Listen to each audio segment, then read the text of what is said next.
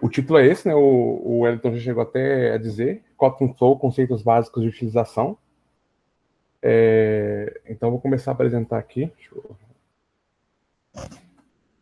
Para quem não me conhece, eu sou o Daniel Guna, né? Tenho 24 anos, estudo computação na PUC e trabalho com desenvolvimento Android. Já trabalho na Oasis tem quase 4 anos já, então já tem um bom tempo aí. E assim, já vamos começar então, e eu vou começar de um jeito meio diferente, que é já fazendo um comparativo. É estranho, pode parecer estranho no primeiro momento eu comparar com algo que eu nem expliquei o que é ainda, mas pelo menos para quem já tem uma vivência com desenvolvimento Android, a gente poderia dizer que o Kotlin Flow, né, tipo assim, ele é similar às outras APIs reativas existentes, né, que a gente já conhece aí no desenvolvimento Android, como por exemplo Live Data ou RxJava. E assim, acho que para muita gente que já trabalhou com RxJava pelo menos, já tem uma ideia mais ou menos do que a gente vai falar aqui no Power Up. E até por isso que eu estou fazendo esse comparativo primeiro, para situar essas pessoas. E estabelecendo assim, um comparativo em relação a poder, né? Tipo assim, no sentido do que você pode fazer e complexidade com essas duas ferramentas, né? A gente pode dizer assim, que o Kotlin Flow está no meio do caminho entre o Live Data, que assim, é muito simples, mas não tem muito que você pode fazer com ele, e o RxJava, que ele é muito complexo, muito poderoso, mas o fato dele ser complexo faz com que a curva de aprendizado dele seja mais alta, entendeu? Então ele está ali no meio do caminho, com essa terceira, vamos dizer assim, possibilidade para a gente. E assim, agora definindo, né, o que seria o Kotlin Flow, né? Ele é uma implementação para trabalhar com fluxos reativos, né, streams, como a gente gosta que é o termo que vem do inglês, né, de forma assíncrona e não bloqueante, construída sobre Kotlin Coroutines. Um monte de coisa aqui, a gente vai perpassar por cada um dessas palavras que estão em negrito aqui, para a gente, vamos dizer assim, mergulhar, deixar mais claro assim, o porquê de cada palavra tá ali, né? Aí, por que o Kotlin Flow não é uma biblioteca e ele é uma implementação? Porque, na realidade, ele é uma parte de uma outra biblioteca que a gente já está acostumado a utilizar, que é o Kotlin Coroutines. Provavelmente, todos os projetos hoje que já utilizam Android tem a API do Flow já disponível para a API do Kotlin Coroutines no Android, né? Já tem a API do Flow disponível para você utilizar. Por isso que eu falei que ele é uma implementação e não necessariamente diz que ele é uma biblioteca ou que ele é uma dependência ou algo do tipo. E assim, não bloqueante, né? O que isso quer dizer? Tradicionalmente, né, assim, quando a gente vai falar de fazer coisas em paralelo em qualquer domínio, independente se é desenvolvimento Android, for web, for back-end, enfim, a gente tende a pensar em threads, entendeu? E aqui, como eu coloquei aqui, né? Independentemente de ser concorrência, sincronismo ou paralelismo, que são palavras assim que parecem que são a mesma coisa, mas na realidade são coisas diferentes, né? Só para dar um overview rápido assim, concorrência é você poder realmente executar coisas em paralelo ou não, no sentido de que muitas das vezes você pode se valer de uma coisa chamada de preempção, né, que é você alocar pequena janela de tempo para realizar uma determinada tarefa.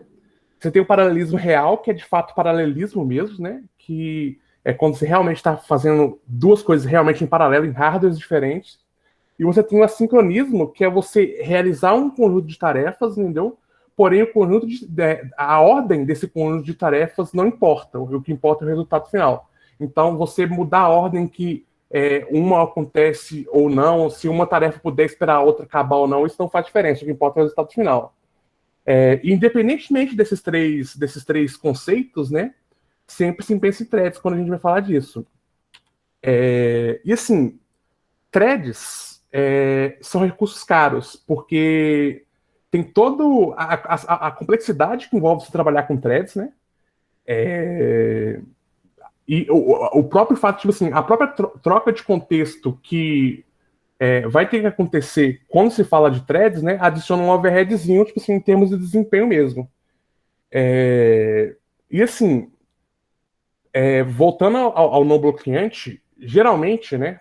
Falando no contexto de aplicação Android e até vamos dizer assim, aplicações que têm interface de usuário, né? Uma boa prática comum a gente sempre tentar manter a main thread livre, né? Para que não tenha nenhum gargalo visual para o usuário, né? E mesmo a gente seguindo essa prática, né? De liberar a main thread e alocando, né, tipo assim, uma nova thread para executar esse trabalho, vamos dizer assim, pesado, por exemplo, aqui no exemplo que eu coloquei. Vamos supor que a gente tem uma tela, uma lista de usuários, e eu vou fazer uma chamada pro back-end, e aí esse back-end vai me retornar a lista de usuários, e eu vou ter que mostrar essas informações na tela.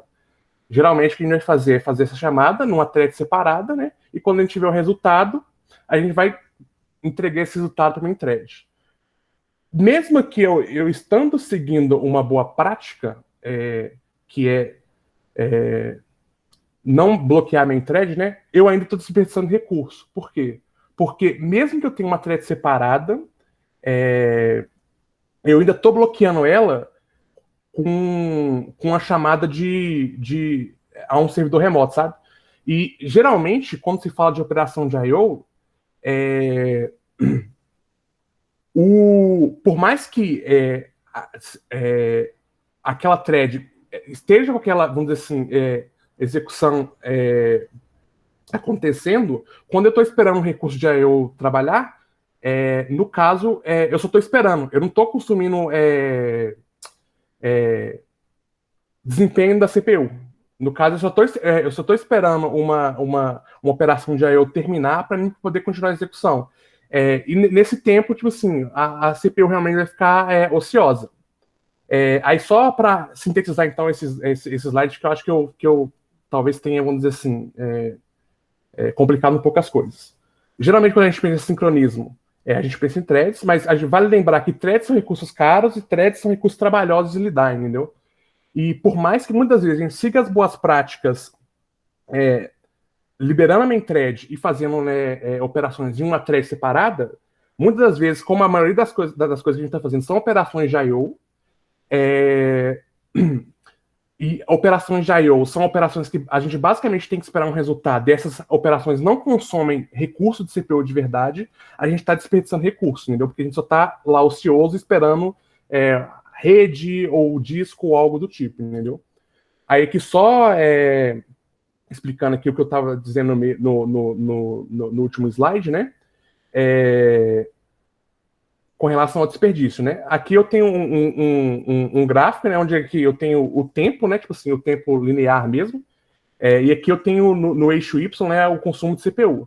Aí eu tô realmente consumindo CPU, né? Tipo, normalmente, enquanto eu tô fazendo outras coisas. Aí, de repente, aparece uma chamada, por exemplo, para network, ou sei lá, ler um arquivo ou algo do tipo. E assim, realmente eu não vou estar consumindo CPU, mas o recurso vai estar alocado porque eu estou esperando uma chamada de I/O, entendeu? E depois que essa chamada conclui ou eu termino de ler esse arquivo, aí eu volto novamente a utilizar. Então vocês concordam comigo que entre o instante T1 e o instante T2, eu tinha um recurso alocado que eu não estava utilizando, que eu estava esperando um terceiro elemento vamos dizer assim, me liberar para continuar minha execução. E outro ponto também com relação a isso tudo que eu falei, de threads, etc., e vamos dizer assim, só tentando explicar o que é não ser bloqueante, isso que eu falei é bloqueante, entendeu? Eu estou sendo bloqueado, vamos dizer, eu tenho uma série de recursos alocados, mas eles estão assim, bloqueados em função de uma outra, vamos dizer assim, um outro recurso de I/O está sendo requisitado e não foi atendido ainda. E também, assim, falando de thread, comunicação entre threads é um saco, tipo assim, pode fugir realmente do controle. E é muito por isso que, tipo assim, hoje quase a gente não utiliza mais, né, na maioria das, vamos dizer assim, dos contextos. Sempre existe alguma coisa para abstrair essa complexidade para a gente. E assim, voltando lá atrás na definição do que é o Kotlin Flow, né? Então, não bloqueante seria isso. Eu evitar de, quando eu estiver fazendo uma chamada de I/O, né? Tipo assim, eu não consumir recursos da CPU, entendeu? Agora, voltando à definição lá, um fluxo reativo, né? Eu acho que isso aqui, para quem já trabalhou com RxJava ou com Live Data, já está mais, vamos dizer assim, claro. Basicamente um fluxo reativo, é um fluxo de dados, né? Tipo assim, eventos. Esses eventos, vamos dizer assim, ou eventos, né? Tipo assim, eles podem ocorrer, vamos dizer assim, em sequências, né? E esses elementos, né? Eles são manipulados de forma assíncrona ou seja, a ordem em que eu vou processar cada elemento ou cada evento não importa. O que importa é que no final eu vou ter todos os eventos, vamos dizer assim, processados ou dados, né? Tipo assim, e eu posso, nessa cadeia de eventos ou dados, eu posso alterar eles, modificar eles através do uso de operadores. Então, no exemplo aqui da imagem, um operador. Esse aqui é um tipo de diagrama que é muito comum de se utilizar quando se fala de fluxo reativo. Aqui eu tenho na primeira linha aqui do topo, né? Alguns itens, né? É uma sequência de dados, por exemplo, e esses dados são emitidos no tempo, né, que corre da esquerda para a direita, 1, 2 e 3.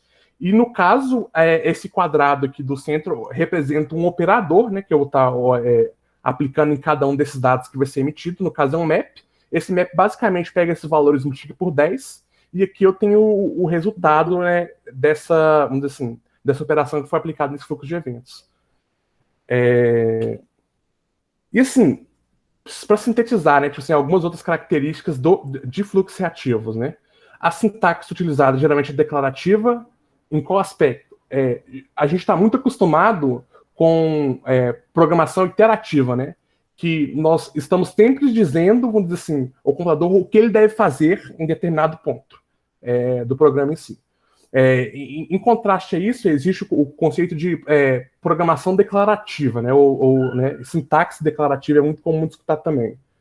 Que em vez de escrever exatamente o que o computador vai fazer em determinado ponto, a gente está declarando, descrevendo comportamentos que ele vai ter com determinados assim, eventos ou situações ou estados, né, tipo assim, da nossa aplicação forem atingidos, entendeu?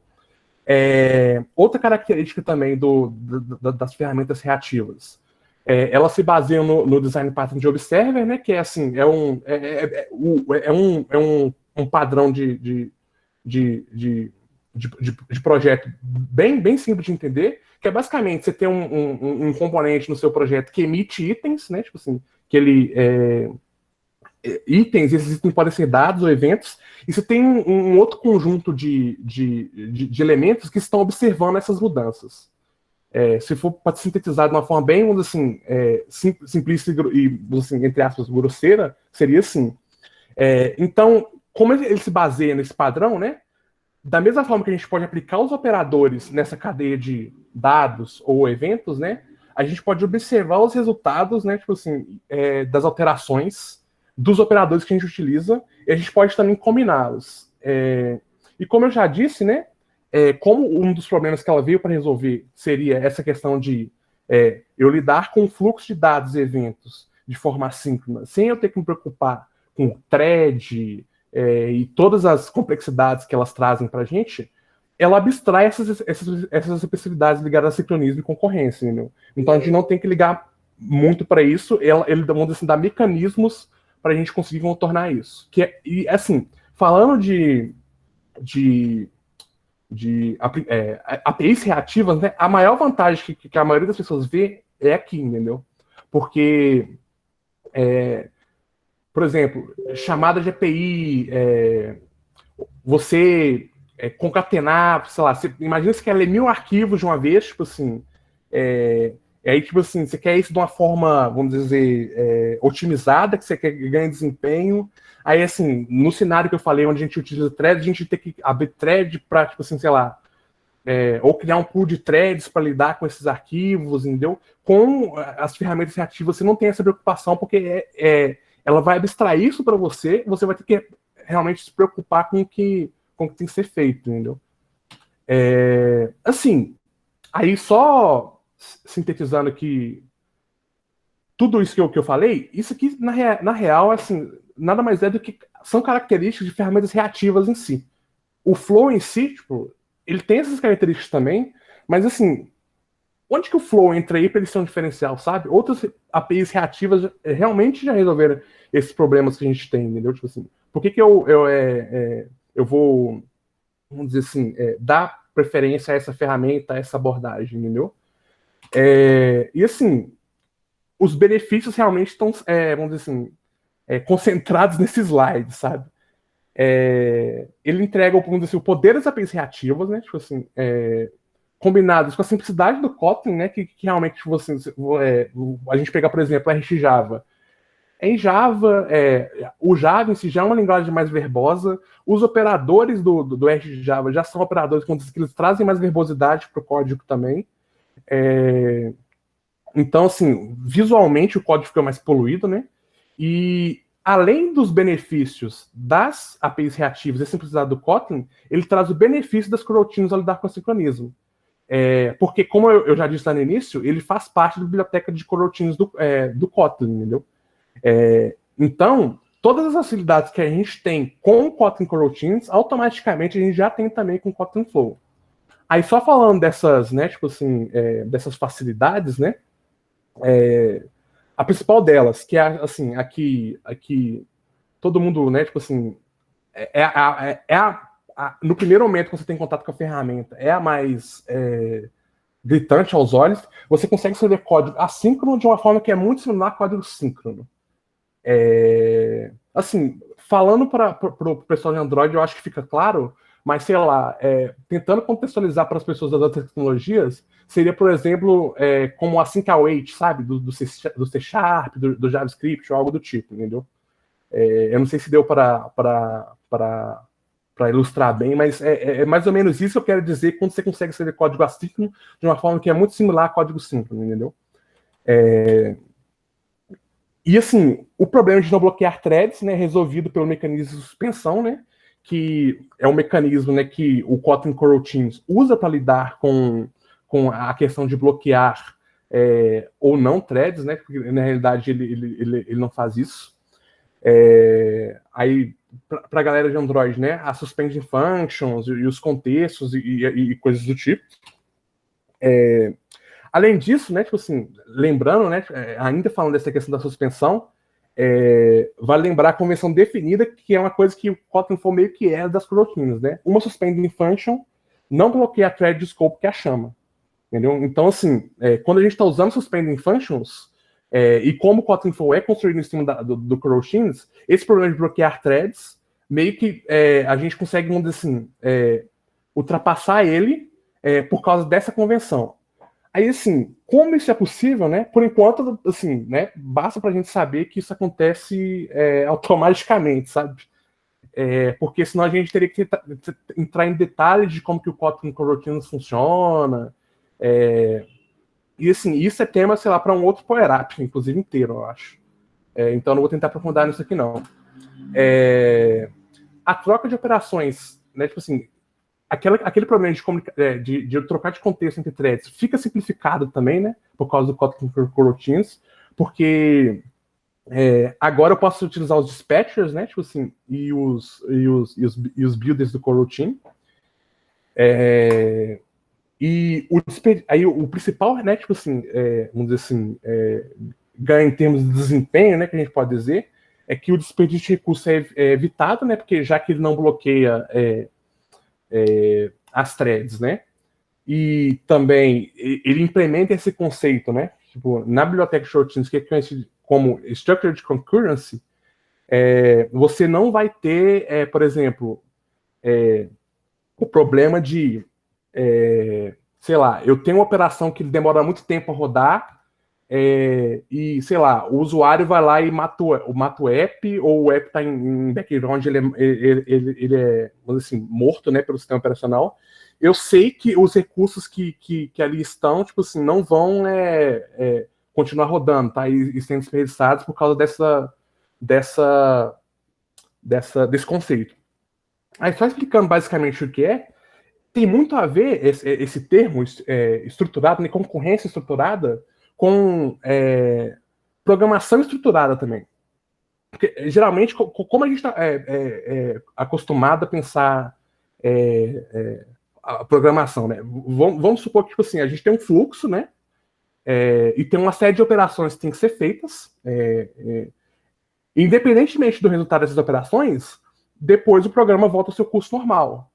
Então, sei lá, essa operação, tipo assim, pode ser um if, um switch, enfim. E pensando nesse conceito, né,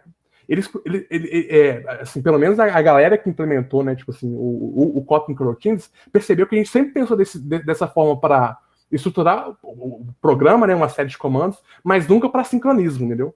A gente sempre estava acostumado à ideia de abrir threads ou abrir qualquer outra, né, tipo assim, entidade que fosse responsável por tratar um fluxo em paralelo e deixar elas lá, tipo, e eventualmente a gente tratar por conta própria, fechar ela ou não. E aí, nesse tratar por conta própria, que realmente os problemas apareceram, né? Tipo, e se aí quando eles foram realmente criar, né? Tipo assim, eles pensaram, e se por padrão, né? Tipo assim, a ferramenta que minha linguagem utiliza para tratar com concorrência já fizesse isso, entendeu? E é esse o ganho, né? Tipo assim, que eles incluíram no Kotlin Coroutines, implementando esse conceito, sabe? É, assim, independentemente vamos dizer assim, de você abrir, né, vamos dizer assim, fluxos paralelos a serem executados, assim, tipo, ou fluxos assíncronos ou concorrentes, independe do que exatamente você está fazendo, em algum momento você tem a garantia de que eles vamos dizer assim, voltar para um fluxo principal, entendeu? Isso, obviamente, traz vamos dizer assim, algumas características que a gente tem que assentar. Por exemplo, supondo que a operação rosa demorasse mais que a operação laranja. Aí a operação laranja deu um erro, entendeu? É, enfim, mesmo sabendo que a operação laranja deu um erro, se eu não implementasse um tratamento adequado, vou ter que esperar a operação rosa terminar aqui, né? Tipo, essa seta rosa, para aí eu ter, vamos dizer assim, um resultado da execução desses fluxos assíncronos, sabe?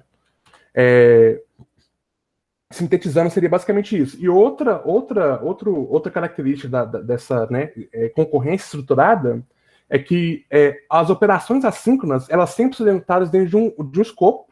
Esse escopo tem ciclo de vida limitado, né?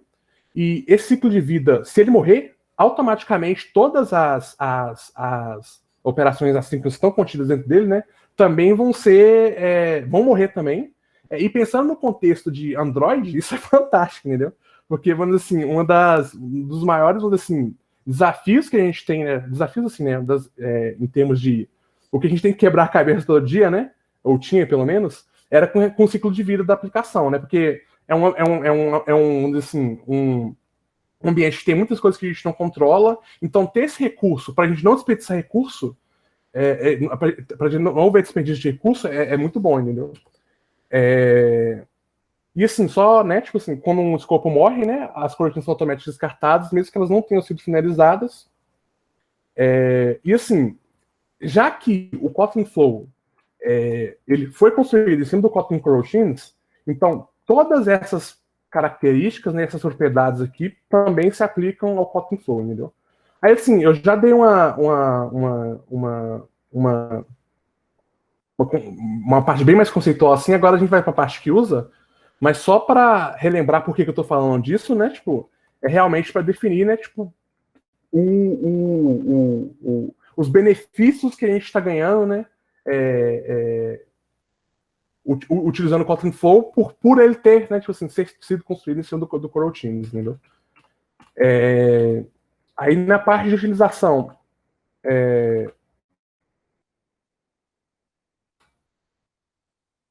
então, basicamente, o tempo todo, a gente vai estar trabalhando com estruturas que representam esses streams reativos que eu falei, que no contexto do Kotlin Flow são chamados, acreditem, de flows. E assim, para criar um flow é muito simples. Basta a gente utilizar, né, esse método especial que a gente chama de builder, né? Que ele cria um flow, né? E basicamente, depois que a gente cria um flow, a gente pode passar a receber itens, né? Tipo assim, e emitir eles, né? Então, no exemplo aqui, né? Eu tenho aqui um flow de names, né? Tipo, eu estou preenchendo ele com vários, né? Tipo assim, nomes aqui dentro numa lista, e para cada item dessa lista, eu estou emitindo esse nome. Beleza. Eventualmente, se eu escutar essa operação em algum, esse flow em algum lugar, entendeu? Tipo assim, esses itens vão chegar lá para mim. Basicamente, vamos dizer assim, isso. Então, e essas estruturas, né, tipo assim, só contextualizando com RxJava, elas são análogas aos observables do RxJava, entendeu? Então, muita coisa aqui vocês vão ver que tem nomes diferentes, mas o conceito por trás é basicamente quase o mesmo, entendeu? Então, né, da mesma forma que no RxJava, a gente pode emitir itens, né, que é no caso aqui o que eu estou utilizando até a função emit aqui dentro, emitindo um nome, e observar a emissão desses itens. Da mesma forma que no RxJava também, a gente pode aplicar operadores nos itens de um flow, entendeu? O processo de observar um flow, ele é realizado através do método collect, até por isso que a gente não é comum a gente ver o termo coletar ao invés do termo observar quando se trata de flows, entendeu? E ele realmente, esse collect é análogo ao observe do RxJava, entendeu? Então, como vocês podem ver aqui no exemplo, né? Eu tenho um flow, né? Tipo, aquele flow que eu criei no slide anterior. E eu estou realizando um map aqui, né? Eu estou convertendo o nome no tamanho dele e estou filtrando só para os nomes que tem tamanho menor que 5, entendeu? E esses vão ser os que vão ser coletados e printados, entendeu? Além de a gente criar o flow utilizando esse builder, né? Tipo assim, que é o flow, né? Tipo, também tem como a gente converter qualquer tipo de collection em collection, né, no caso, lista, set, hashmap, em flows também, né? Para a gente começar a trabalhar nesses itens. E também, né, usar um método, né, que é o flow off, né? Para quem está acostumado a desenvolver com Kotlin, é muito comum ter isso, né? Map off, list off, set off. Então, assim, para assim, manter a consistência na linguagem, eles também adicionaram esse recurso, tipo, de criar um flow a partir da enumeração de itens, entendeu? Tipo, e assim, só uma característica com relação ao flow, porque eu falei que ele é que basicamente ele é um stream, né? Mas existem diversos subtipos de stream, né? E se a gente fosse classificar um flow, ele é um code asynchronous stream. Aí eu vou explicar assim, por quê, né? Tipo assim, de cada um desses termos que está aqui. Ele é code por quê? Isso é uma terminologia muito comum quando se fala de programação reativa, é que existem os cold e os hot streams, né? Aí, no caso, cold streams são streams que eles só serão executados, entendeu? A partir do momento que esteja exista tem alguém pelo menos observando ele, sabe? Tipo assim, tem pelo menos uma outra entidade observando ou tentando coletar eles, no caso do Flow. E eles podem ser coletados múltiplas vezes, né? E todos os itens serão processados novamente. Então, pensando lá aqui no exemplo dos nomes, toda vez que eu chamar collect, eu vou fazer toda essa cadeia de operações novamente. E eu só vou realmente acionar essa cadeia de operações, o map e o filter, quando eu chamar o collect. É por isso que ele é cold, entendeu? Ele depende de ser consumido para ele começar a produzir itens. Ele é assíncrono, né? Porque eles são executados encapsulados em uma coroutine, né? Tipo assim, e como O Kotlin Coroutines existe para essa questão do sincronismo, e essa é uma premissa das bibliotecas reativas também. E como ele é encapsulado em uma coroutine, possibilita, dentro, né, de um flow, ou dentro de um operador de um flow, a gente chamar funções suspensas, o que para a gente é muito útil também. E ele é um stream, né, porque, como a gente já definiu anteriormente, né. E assim, falando de mais alguns operadores, entendeu? Tem vários operadores da mesma forma que o RxJava. Eu vou tentar passar por alguns aqui. Esses aqui já até expliquei, que é o map, né? Tipo assim, que ele mapeia o item emitido para um outro tipo de item. Então, como vocês podem ver aqui, eu tenho aquele flow de names que tem uma série de nomes. Eu estou mapeando aqui um nome no length dele, né, no tamanho dele. Eu tenho o operador de filtragem, também o filter, né? Que ele filtra os itens emitidos a partir de uma condição. Então, no caso, eu vou passar aqui uma condição, né? Tipo assim, e ela não necessariamente precisa ser, tipo assim, utilizando esse parâmetro length que eu estou recebendo aqui, poderia ser qualquer outra coisa. E ele vai aplicar esse filtro em todos os itens do meu flow. E vai filtrar, né? Só os itens que atenderem a essa condição podem ser coletados. Aí, assim, aqui é um exemplo muito simples, mas, sei lá, pensando num exemplo que, sei lá, e esse tipo de coisa é fantástica. Imagina que você tem um flow, e esse flow, basicamente, ele está atrelado a um endpoint que te retorna uma lista de usuários. Você precisa saber se essa lista de usuários, cada usuário está ativo, e para você fazer isso, você tem que chamar um outro endpoint. Como é que você faria, então? Você teria o flow de usuários, né, tipo assim, que ia ser retornado, tipo, e assim, usando o filter, você poderia literalmente, como o flow também, você pode usar a função suspensa dentro dele, chamar um endpoint que verifique se o usuário está ativo e só deixar passar os usuários que estão ativos. Esse seria um exemplo, tipo assim, de utilização, sabe?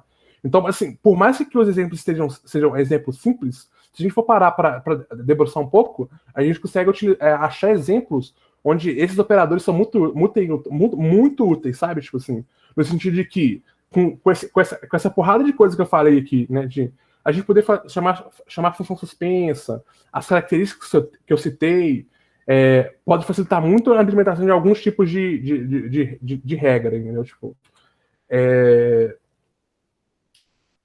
além dos operadores, né, que eu tenho anteriormente, tem o take, né, que ele limita a quantidade de flows, a quantidade de itens de um flow a uma certa quantidade. Então, no exemplo dos nomes, né, tipo assim, aqui eu ia estar pegando só os 4 primeiros nomes, né, só os 4 primeiros nomes iam ser emitidos. Tem o operador transform também, que ele é semelhante ao map, porém eu posso transformar um único valor na emissão de múltiplos valores, entendeu? A utilização dele é um pouco diferente, que no caso, dentro do bloco do operador, você vai ter que emitir os itens, né, que você deseja que passem a representar o item atual, né? Tipo, aí, assim, esses operadores que eu citei, eu diria que eles são mais operadores que visam transformar, né, tipo assim, o flow em termos do tamanho, da quantidade de itens, do próprio item em si, se você quiser fazer uma operação de mapeamento nele. Mas tem alguns tipos de operadores também, que são os operadores terminais. Eles são operadores que vão dizer assim, iniciam a coleta de dados de um flow, ou seja, eles são operadores que eles vão desencadear que essa série de operações aconteça, entendeu? O mais utilizado, né, tipo assim, a gente já viu, é o próprio collect. O próprio collect é um operador terminal, mas existem outros também. O toList, né, o toSet, que ele basicamente vai pegar um flow e converter numa lista um set. Ele é como se fosse o caminho contrário desse flow. O first também, né, que ele vai coletar o primeiro item do fluxo que atenda a uma determinada condição, semelhante ao filter também. E da mesma forma que ele não é obrigatório você passar essa opção, tem a implementação dele também, que só pega o primeiro. E assim, além dos operadores terminais, né, tem os que a gente chama de Stream Operators. Eu não vou entrar em detalhes neles, né, só vou citar, porque eles demoram um pouquinho mais de tempo para a gente explicar. Eles são operadores que são utilizados para controlar o comportamento da emissão e coleta de itens. Como assim? Porque pensando que você está sempre emitindo itens e consumindo itens, muitas das vezes você vai ter cenários onde você consome itens mais rápido do que você emite, ou você emite itens mais rápidos do que você consome. E nesses cenários, realmente, se você não puder, por exemplo, permitir que itens sejam perdidos no meio do caminho, ou sei lá, você não pode consumir. Você tem vamos dizer assim, uma cota de itens que você pode consumir, entendeu? Existem esses operadores, né? Aí o buffer, né?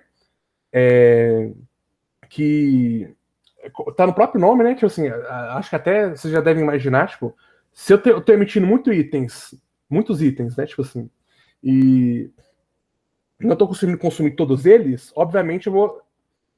Faria sentido, por exemplo, eu ter um buffer para ir armazenando os itens que não estou consumindo, para eventualmente, quando eu já estiver pronto para consumir eles, eu fazer isso, entendeu? É para isso que o operador buffer serve. Tem o conflate e o collect latest também. O conflate é basicamente um pouco parecido com debounce, sabe?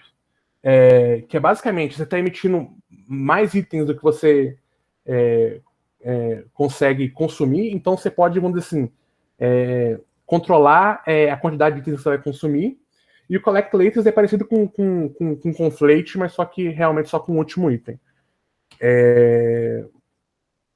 Além dos operadores que eu citei os stream operators, né, tipo assim, e os operadores terminais, tem os operadores de combinação, né, os combine operators, que eles servem basicamente para você combinar flows, entendeu? Em um único só. Então, imaginando que eu tenho duas listas de nome, usando esses operadores, eu conseguiria concatenar dois flows. E assim, falando a gente já falou aqui de coletar, né, de emitir itens, mas a gente não falou ainda de como garantir que toda a cadeia de operações de um flow, vamos dizer assim, garantir que isso foi executado, entendeu? A gente chama de flow completion, né? E existem duas formas de identificar o fim de um flow. Uma é iterativa e outra é declarativa. A iterativa basicamente a gente usa um bloco de try finally, entendeu? Então, basicamente, para quem não está acostumado com essa sintaxe, ele vai tentar executar o que está aqui dentro, né? No caso, vai ser coletar o flow, independentemente de ter sucesso, né? Tipo assim, ou for um erro, ele vai bater nesse bloco de finally. Outra forma também é a forma declarativa, né? Que disponível no builder, né, do Flow, tipo, a gente tem um método que é o OpenCompletion, onde a gente pode detectar o final, né, que um Flow concluiu. Só um adendo que detectar que um flow concluiu, não sei se vocês separaram, independentemente de ter sido de sucesso, né, tipo assim, ou de erro, entendeu? Independentemente do estado que ele se encontra. Para realmente saber se ele terminou ou não. Quando se trata de identificar erros, né? Tipo, aí ele tem uma própria forma também de a gente conseguir fazer isso, né? Que é utilizando o bloco de try catch, né? Que já meio que, né, conhecido pra gente. Eu, pessoalmente, acho dessa forma meio feiosa, mas enfim. Que é a forma interativa de tratar a exceção, e tem a forma declarativa, que é dentro de um bloco de catch, né, que também está disponível no builder do Flow. E assim, outro benefício muito grande que o Flow ganha com relação a ser construído em cima do Kotlin Coroutines é a possibilidade de conseguir alterar o contexto em que os itens do Flow estão sendo processados de uma forma muito fácil, né? Utilizando esse método flow-on, que ele é muito, vamos dizer assim, a gente pode dizer que ele é análogo ao subscribe-on do RH Java. E vocês podem observar aqui que ele usa até a mesma estrutura para determinar em qual thread está rodando, né? Ou qual tipo de thread está rodando, que são os dispatches do Kotlin Coroutines, entendeu? Então aqui eu estou dizendo que esse cara ele vai fluir, né? Tipo assim, né? Ele vai ser essa cadeia de operações vai ser executadas em uma thread de I/O. E por padrão, né? Só esse adendo, sempre que a gente coleta um flow, a coleta dele, né, é sempre executada na main thread, entendeu? E a gente não tem que se preocupar com isso. Então aqui a gente já vê um ganho muito grande, sabe? Dessa questão de orquestrar operações acontecendo entre threads diferentes. Aí, eu não vou entrar em muitos detalhes disso aqui, mas uma das coisas do Kotlin Coroutines em si, que é muito comum de ver sendo utilizado e é bacana de ver sendo utilizado com Flow, que são os channels. Assim, os channels não necessariamente fazem parte do Kotlin Flow em si, eles fazem parte da biblioteca de coroutines mesmo. E assim, basicamente, os channels eles foram concebidos para facilitar a comunicação entre duas coroutines rodando em contextos diferentes, entendeu? Então, supondo que a coroutine 1 está na main thread e a coroutine 2 está numa thread de I/O, ou sei lá, numa thread que está realizando tipo assim, um processamento muito pesado ou algo do tipo, essa estrutura, o channel, ela foi criada para realizar a comunicação entre essas duas coroutines rodando em threads diferentes, sem perder os benefícios que a gente já tem em coroutines, né? Não ser bloqueante, a facilidade de lidar com sincronismo, etc. E assim, eles também podem ser utilizados em conjunto com o Flow. Porém, diferentemente dos flows, a gente tem que lembrar que eles são hot observables. Então, assim, voltando lá na explicação que a gente deu do flow, né, que ele é um code observable, que ele só vai começar a emitir e processar os itens assim que tiver alguém observando, um code observable. Já no hot observable é diferente. Independentemente se tem alguém escutando ou não, você só está mandando um item. Então, no caso do channel, quando você chamar uma operação específica que tem na API dele, que é a operação chamada de offer, você está oferecendo um valor a quem estiver escutando, no caso, independentemente de ter alguém escutando ou não, esse valor vai ser emitido, e se não tiver ninguém escutando, esse valor vai ser simplesmente ignorado. Tem forma de contornar isso, mas a forma como ele é estruturado não é exatamente para isso, sabe? E assim, falando agora de onde que geralmente se usa flows e channels, né, juntos, eles são excelentes, né, para contextos orientados a eventos, né? Tipo, um exemplo básico, né, tipo assim, aplicações Android. Pois o usuário, utilizando o app, nada mais que ele está fazendo ali é apertar coisas na tela, e isso, na real, podem ser, no fim das contas, abstraídos como eventos. Então, se eu quiser realizar, por exemplo, a comunicação desses eventos para um flow, por exemplo, seria interessante eu utilizar um channel, entendeu? Aí, assim, eu tenho mais benefício ainda dessa questão das bibliotecas reativas, entendeu? Aí, assim, eu já estou meio que finalizando, assim, foi bem rápido, galera. Eu não sei se deu para, vamos dizer assim, pegar. Qualquer dúvida que vocês tiverem, vocês podem me perguntar nos próximos 10 minutos. Aí, assim, eu falei muito da ferramenta em si,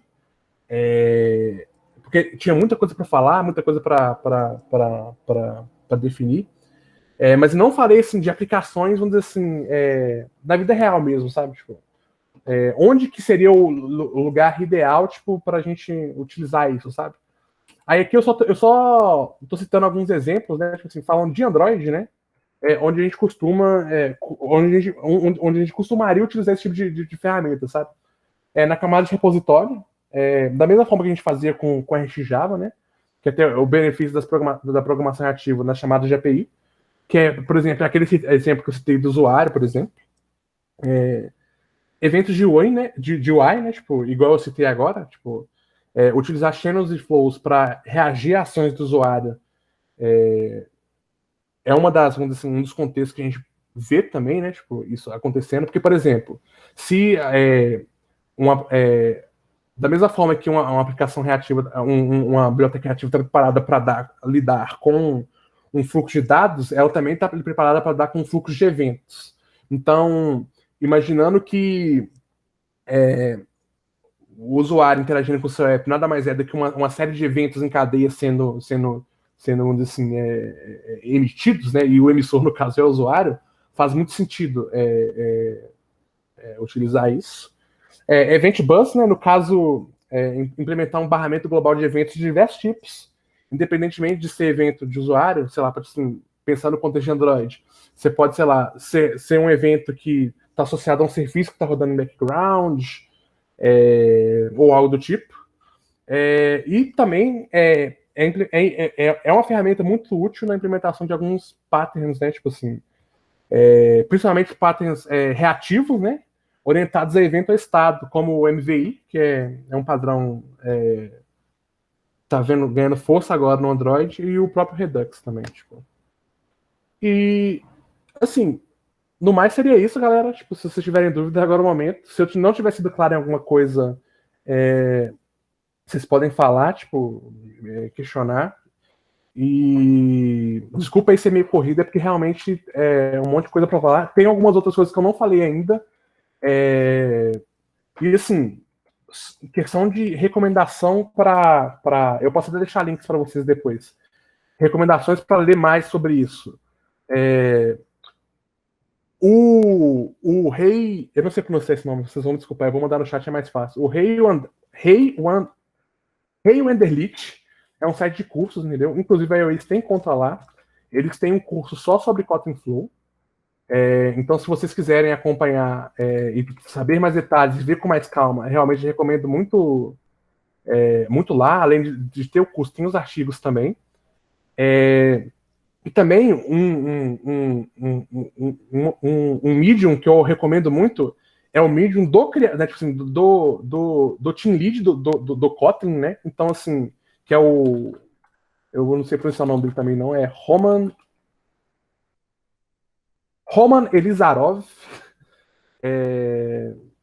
Ele publica muita coisa, tipo assim, sobre o Kotlin, sobre o Coroutine, sobre o Flow, no Medium dele, explicando detalhes de funcionamento, é, é, esses conceitos todos de uma forma muito didática. Ele também tem uma série de, de lives, entendeu? Tipo assim, e eventos que ele participou falando sobre isso. Então, para, vamos dizer assim, lugares para ler um pouco sobre isso com calma, eu recomendo esses dois, sabe? O Rei Wenderlich, né? Que tem o curso de Kotlin Flow, e o Medium, do Elizarov. Alguma dúvida, galera? Eu posso comentar uma coisa? Pode? Eu gostei muito da parte que você mostrou aquele gráfico para gente, apontando a relação do Kotlin Flow com o RxJava e o Live Data, e apontando a robustez e a complexidade. Eu vi que você mostrou as vantagens do Kotlin Flow e pelo contato que você teve até então, você vê alguma desvantagem em relação ao RxJava e o Live Data? Então, no caso, ao Live Data em si, eu achei. Não tem nem como comparar o Kotlin Flow e o RxJava com o Live Data, porque o Live Data é realmente muito simples. Ele é realmente voltado para ser quase que a implementação do padrão Observer que eu falei, sabe? Não tem nada além disso. Ele não tem operador, ele não tem esses controles de fluxo que eu falei, sabe? Aí, assim, desvantagem com relação ao RxJava e o Kotlin Flow é assim, o RxJava tem muito mais operadores, entendeu? E assim, no RxJava você tem, vamos dizer assim, muito mais controle com relação ao fluxo, sabe? Ele tem mais operadores, igual aqueles operadores que eu falei, de buffer, do conflate. No RxJava você tem várias opções, sabe? E assim, pelo pouco que eu vi, o RxJava me parece mais simples de você conseguir customizar algumas coisas. No sentido de que, assim, é muito mais difícil você, sei lá, escrever criar um flow seu, sabe? Se você quiser criar um flow customizado, que ele funciona de um jeito customizado, é muito mais difícil do que se você quiser, por exemplo, criar um observable customizado, sabe? Mas assim, como customização é o tipo de coisa que a gente faz muito pouco, tipo assim, na maioria das vezes a gente só vai estar sempre usando assim, o padrão, por causa da simplicidade, eu acho que o Kotlin Flow nesse sentido vai, vai mais a pena, entendeu? E assim, outras coisas que aí, de desvantagem do Kotlin Flow, que assim, são coisas que realmente eu acho que é um pouco assim de é coisa de ferramenta reativa em si, que é teste, entendeu? Escrever teste automatizado, que você vai ter que ter um esforcinho a mais, né, em alguns momentos para, vamos dizer assim, lidar com alguns cenários. E assim, depurar às vezes é bem custoso, né? Então, se você tiver um problema assim, muitas das vezes vai ser um pouco mais difícil você tentar conseguir identificar, sabe? Porque até mesmo pela própria forma como você escreve o código, porque como eu falei, né, um dos benefícios é você consegue escrever código assíncrono de uma forma que é muito parecida com código síncrono. Assim, é uma grande vantagem, porém às vezes pode ser seu pior inimigo também, sabe? Porque uma coisa que você tá ali, tipo assim, imaginando que tá sendo bater o olho rápido, sabe? Sem prestar muita atenção, tá sendo executado de forma síncrona, na verdade tá sendo feito de forma assíncrona. E você não percebeu isso, sabe? Seria realmente isso. Tipo, eu respondi sua pergunta, Diego? Respondeu sim, Guna. Obrigadão. Falou. Mais alguma, galera? Acho que é isso aí, então, né? Beleza. Guna, muito obrigado pela disponibilidade aí de estar compartilhando esse conhecimento aí com a gente. Muito obrigado a todo mundo que participou aí, ficando um tempinho aí para aprender um pouco aí com o Guna. E a gente vai soltar, repetindo, só que a gente vai soltar esse Power Up semana que vem. Se alguém quiser assistir de novo ou encaminhar para algum amigo, vai estar o link aí disponível nas nossas redes sociais. Quem quiser também dar um power-up, tem algum assunto que acha que seja legal da gente abordar, ou alguma coisa que vocês sentem falta, manda uma mensagem lá no Teamwork que a gente consegue organizar o power-up também e os próximos que vão vir. Esse foi o último dessa temporada, acho que não cheguei a comentar com o Guna não, mas a gente está fechando a temporada do Power Up agora, e a gente vai voltar com uma remodelagem do Power Up para as próximas também. Então, acho que a gente vai mudar algumas coisas. Quem quiser participar do próximo, já tem algum assunto específico, dá um toque aí para a gente e a gente vai informando todo mundo como é que vai ser. Muito obrigado, boa noite aí para vocês. Falou. Galera, eu que agradeço a oportunidade, Wellington. E qualquer dúvida, gente, se não tem algo que não ficou claro, tipo, só me chamar no chat, beleza? Ou se tiverem mais interesse também, tipo,